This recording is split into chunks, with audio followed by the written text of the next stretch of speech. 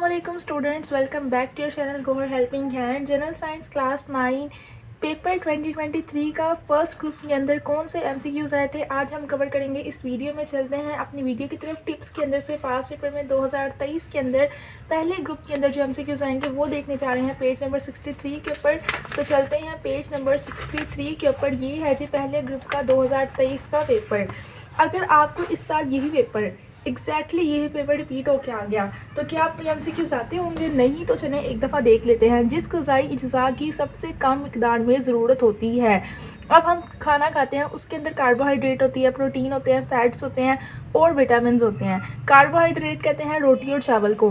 क्या ये हमें कम चाहिए होते हैं? सबसे ज़्यादा चाहिए होते हैं। सबसे ज़्यादा खाने में मेन चीज़ ही कार्बोहाइड्रेट होते हैं। प्रोटीन भी कहते हैं दालों को, गोश्त को।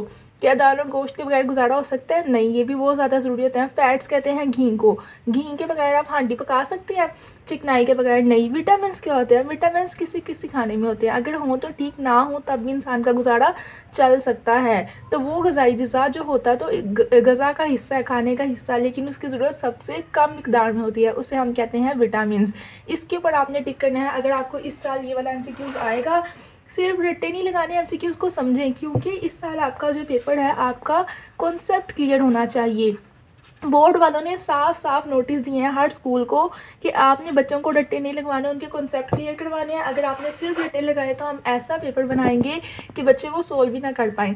तो आपको पता होना चाहिए। अब आपको पता चल गया ना कि विटामिन सबसे कम ज़्यादा चाहिए होते हैं, कार्बोहाइड्रेट यानी रोटी सबसे ज़्यादा चाहिए होती है, उसके बाद प्रोटीन यानी दाल और गोश्त भी चाहिए होते हैं, और घी और चिकनाइयाँ भी चाहिए होती हैं।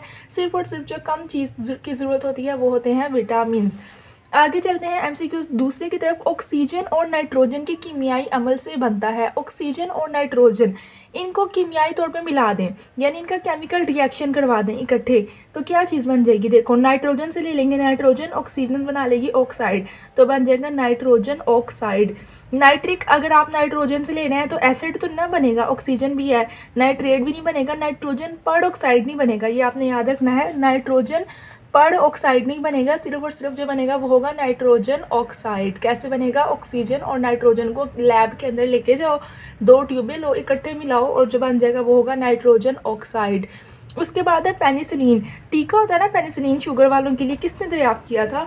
यानी कि सबसे पहले किसने दुनिया में कहा कि ये टीका लगाओ, इससे जो है मरीज सही होंगे? वो था जी सर अलेक्जेंडर फ्लेमिंग और हार्वर्ड फ्लोरे। ये 2 दोस्त थे, दोनों अंग्रेज थे। एक का नाम था अलेक्जेंडर फ्लेमिंग और एक का नाम था हार्वर्ड फ्लोरे।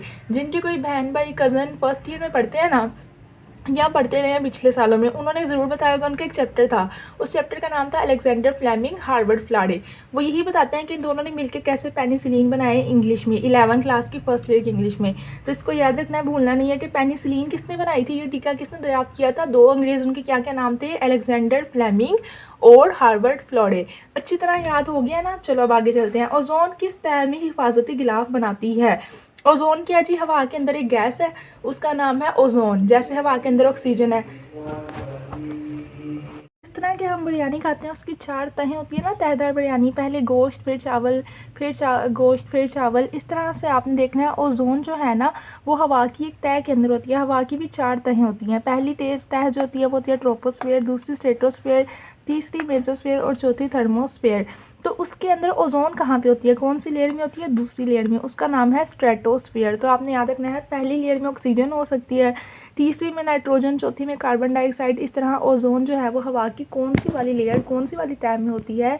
ओजोन होती है जी थर्मोस्फीयर में नहीं, बल्कि स्ट्रेटोस्फीयर के अंदर, जो कि दूसरी तह है हवा की।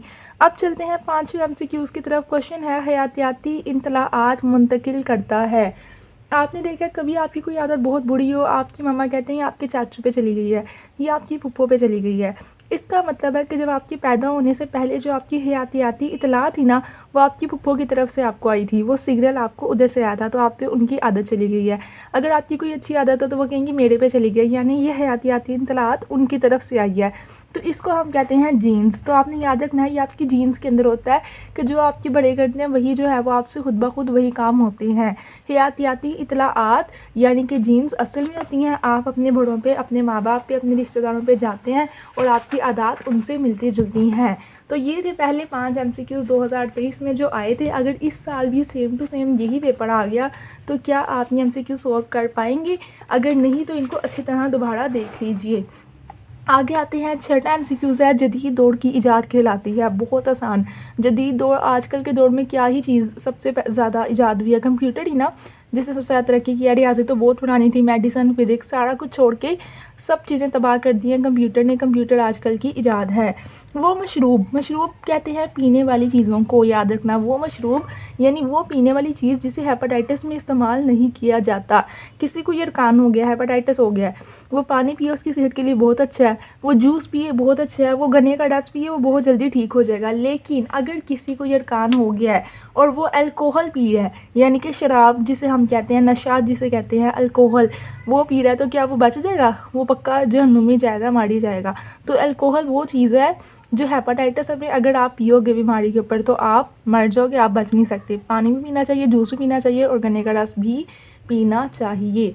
आगे चलते हैं, फल की इजसाम। फल की इजसाम ये होते हैं जी, आसमान पे जो चीज़ें उड़ रही होती हैं ना, जैसे कि ज़मीन, सूरज, चाँद, सितारे, ये सारी चीज़ों का मुतालिया क्या कहलाता है? इसे हम कहते हैं इल्मे फ़ल्कियात। जैसे कि हुमायूं महबूब जो कि ARY पे प्रोग्राम करते हैं, उनको जो है वो एस्ट्रोलॉजी आती है, तो एस्ट्रोलॉजी को हम कहते हैं इल्मे फ़ल्कियात। वो जो है ऊपर से सितारों से हिसाब लगाते हैं, फल की इजसाम का मुताला करते हैं। आगे आ जाते हैं, हवा में कार्बन डाइऑक्साइड की मिकदार जिस अमल से बढ़ती है।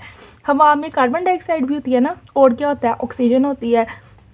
जब आप कोई चीज़ जलाते हैं, ठीक है, सर्दियों में आग सेकने के लिए आप पेड़ जला रहे हैं, गत्ता जला रहे हैं, लकड़ी जला रहे हैं, तो क्या होएगा? हवा में कार्बन डाइऑक्साइड बढ़ती जा रही है, पोल्यूशन ज़्यादा होती जा रही है, और जो है आपके ऊपर केस हो जाएगा कि इसकी वजह से लाहौर में फॉग हो गई है। लाहौर में जो है वो फॉग यानी नॉइज़ पोल्यूशन, एयर पोल्यूशन आ गई है जलाने से चीज़ें। तो चीज़ें जलाने से एहतियात करें। कैसे आती है कार्बन डाइऑक्साइड? जलने के अमल से। कूड़ा जलाने से, कोई भी चीज़ जलाने से हवा में क्या होता है?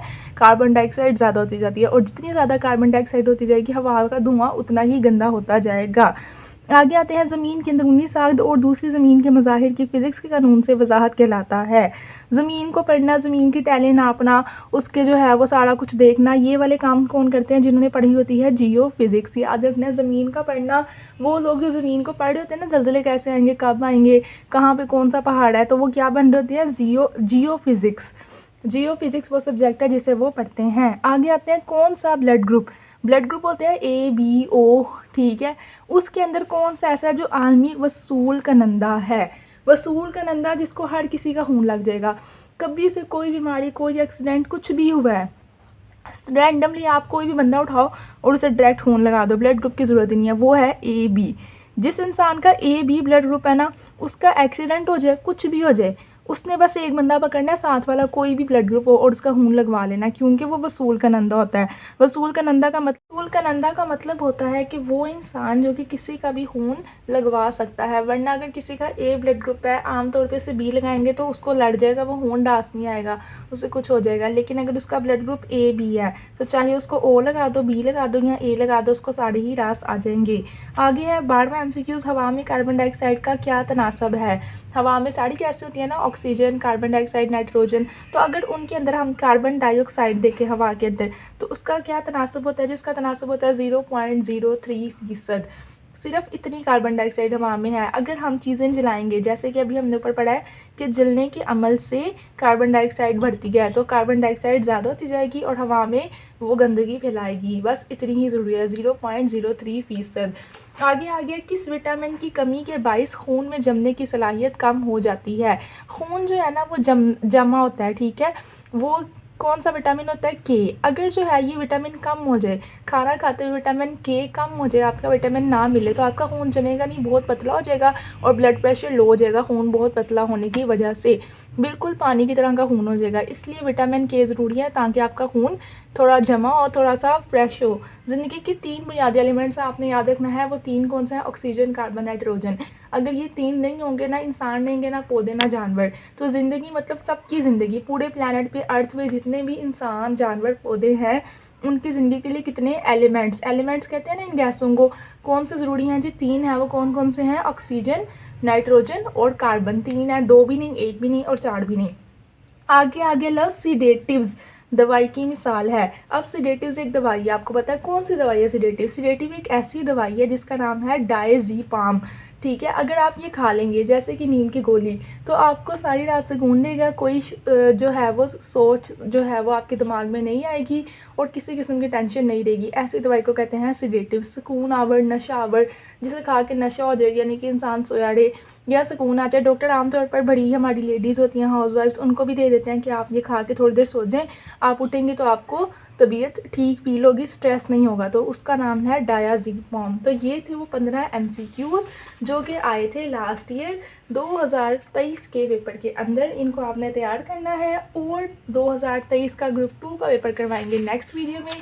पूरी प्लेलिस्ट देखें, सारे MCQs तैयार करें। 5 सालों के MCQs भी जिस बच्चे से तैयार ना हुए वो पेपर में क्या ही करके आएगा।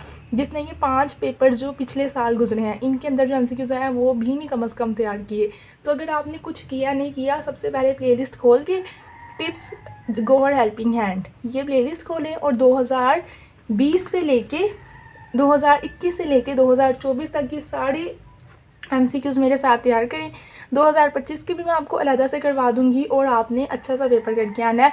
MCQs ना ज़्यादातर वो बनाते ही नहीं है, वो 5 पेपर उठाते हैं पिछले 5 सालों के, उनके अंदर से हर पेपर में से एक एक MCQs निकालते हैं और वही आपको एक नया पेपर बना के दे देते हैं। और कभी कभी तो ऐसा होता है वो एग्जैक्टली एक पेपर उठा के दोबारा अगले कुछ 2-3 सालों बाद वही वाला पेपर रिपीट कर देते हैं MCQs के लिहाज से। शॉर्ट क्वेश्चन और लॉन्ग क्वेश्चन सिर्फ बना के तो पेपर छाप देते हैं। तो इसको आपने बिल्कुल भी मिस नहीं करना। गौहर हेल्पिंग हैंड चैनल पे जो है डेली आना है, अपने पेपर की तैयारी बहुत अच्छी करनी है और साइंस के लिए बेस्ट चैनल है गौहर हेल्पिंग हैंड।